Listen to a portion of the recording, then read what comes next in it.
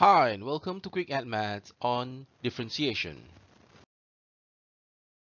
As a prerequisite to this segment, you would have understood what is covered in Quick Math on differentiation, which includes how to perform its first derivative, what is its various forms of appearance, its scalar association, and its addition rule.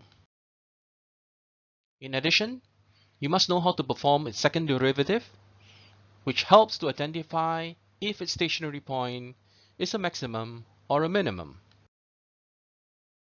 Tutorial question 1. Differentiate with respect to x, the given notation. The differentiated expression is negative 5 over x to the power of 6 plus 1 over 2 root x. Next, we'll introduce its chain rule, which is simply dy dx being equal to the product of dy dz times dz dx. This is used to simplify differentiation of more complex functions. In the first example, when y is equal to 2x plus 3 with the order of 10, we can start by letting z equals 2x plus 3, turning y to being equal to z with the power of 10. By performing dz dx, this equates to 2, and by performing dy dz, this equates to 10z to the power of 9. With the chain rule, we'll multiply these two together to get to 20 times 2x plus 3 with the order of 9 as the solution. In the second example, where y is equal to 1 over 5x squared minus 1 with the order of 8, we can do same and get to the solution of dy dx being equal to minus 80x over 5x squared minus 1 with the order of 9. Tutorial question 2. Differentiate with respect to x, the given notation. By applying the chain rule, you could identify its solution as being the product of 5 and x squared minus 3x with the order of 4 and 2x minus 3.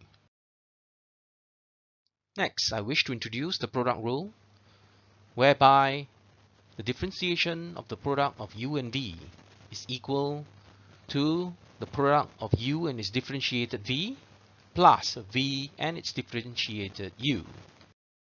As in the example where y can be viewed as the product of two functions, in this case x squared and x to the power 5 plus 1 over x to the power 5, you could apply the product rule to get to its solution. Tutorial question 3. Differentiate with respect to x, the given notation. For questions of this kind, we will leverage the product rule to get to the solution. Next, I wish to introduce the quotient rule, which is a differentiated u over v being equal to the product of v and its differentiated u minus its product of u with its differentiated v, with all of it being divided by v squared. Tutorial question 4. Differentiate with respect to x, the given notation. For questions of this kind, you would apply the quotient rule to get to the solution. Next, I wish to speak of normals. The normal at a specific point of an equation is perpendicular to the tangent at the same point. Knowing that the product of these two gradients equal minus 1, it can also be said that the normal has a gradient of minus 1 over m when the gradient of its tangent is m. And in applying what we've learned from straight line graphs, the equation of its normal can be expressed as y minus y1 being equal to the product of minus 1 over m and x minus x1. Tutorial question 5. Find the equation of the normal to the given curve. For questions of this kind, you start by performing the first derivative against the given equation, and this would give us the gradient of the tangent, m, and by knowing this, the gradient of its normal is basically minus 1 over m. By further identifying its y value with the given x, we could get to the required equation of the normal.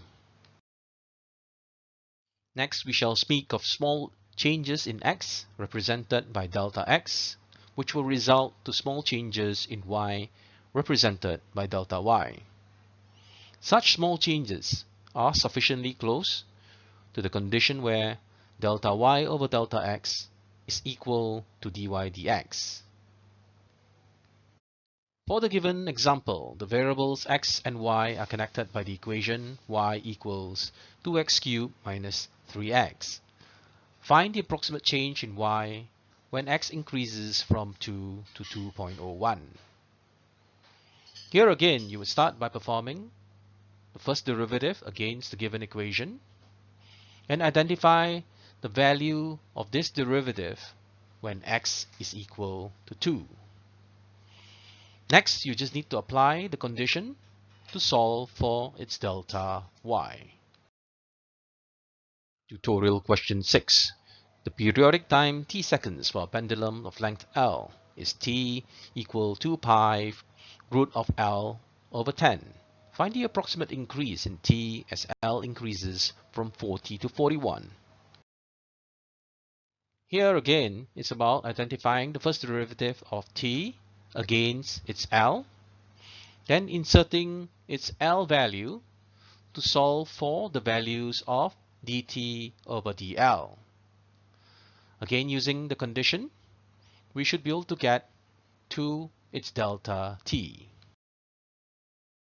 Differentiation is often applied for the rate of change. For example, when the volume of liquid is expressed in the form of time, its rate of change is its derivative. Separately, rate of change can also apply to two variables x and y that are connected by an equation, and the rate of x is provided. This is done by applying the chain rule to calculate the rate of y. Let's walk through an example when variable x and y are connected by the equation y equals x squared minus 5x. And given that x increases at a rate of 0.05 units per second, find the rate of change of y when x is equal to 4.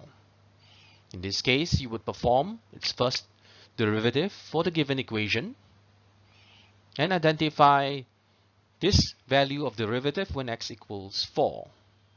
With that, we could use the chain rule to identify dy over dt. I wish to wrap up this segment on mathematical problems involving maximum and minimum. In the example, a rectangular garden has a fence on 3 of its sides and a wall on its 4th side. The total length of the fence is 100 meters. The side parallel to the wall is x meter, and this enclosed area is a meter square. Find its area in terms of x, then the value of x at which the area is at its maximum. Then state its maximum area. When the parallel side is x meters, the remaining two sides would be half of 100 minus x. Therefore, its area would be these two sides being multiplied together.